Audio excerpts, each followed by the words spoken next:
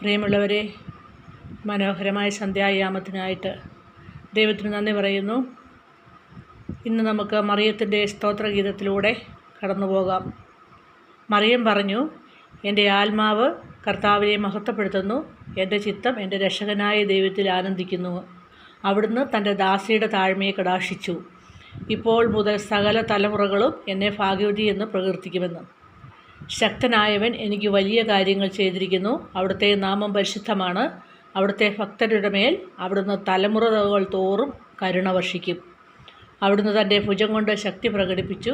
ഹൃദയവിചാരത്തിൽ അഹങ്കരിക്കുന്നവരെ ചിതറിച്ചു. ശക്തരെ സിംഹാസനത്തിൽ നിന്ന് മറിച്ചിട്ടു. എളിയവരെ ഉയർത്തി. വിശക്കുന്നവരെ വിശിഷ്ട വിഭവങ്ങൾ കൊണ്ട് സംതൃപ്തരാക്കി. സമ്പന്നരെ വെറും കൈയോടെ പറഞ്ഞയച്ചു. ഈ ഡിസംബർ 10 പുൽക്കോട്ടിലേക്കുള്ള യാത്രയിൽ നമ്മൾ ചിന്തിക്കുമ്പോൾ നമ്മളോട് വേദപുസ്തകം പറയുകയാണ്, ദൈവത്തിൻ്റെ ഭക്തന്മാരുടെ മേൽ തലമുറകൾ തോറും അവിടുന്ന് നമ്മുടെ മേൽ കരുണ വർഷിക്കുമെന്ന്. അവിടുത്തെ ശക്തി നമ്മുടെ മേൽ പ്രകാശിപ്പിക്കും. എന്നാൽ വേദപുസ്തകം പറയുകയാണ്, അവിടുത്തെ ബലമുള്ള കരത്തിന് കീഴിൽ നമ്മളോട് താണിരിപ്പാൻ. കാരണം ഹൃദയത്തിൽ നമ്മൾ അഹങ്കരിച്ചാൽ നമ്മളെ ഇന്നല്ലെങ്കിൽ നാളെ ദൈവം ചിതറിക്കും. ശക്തന്മാരെ സിംഹാസനത്തിൽ നിന്ന് മറച്ചിട്ട് എളിയവരെ ദൈവം ഉയർത്തും. അതുകൊണ്ട് നമുക്ക് കിട്ടിയ ഈ ചെറിയ ഹ്രസ്വമായ ഈ ജീവിതത്തിൽ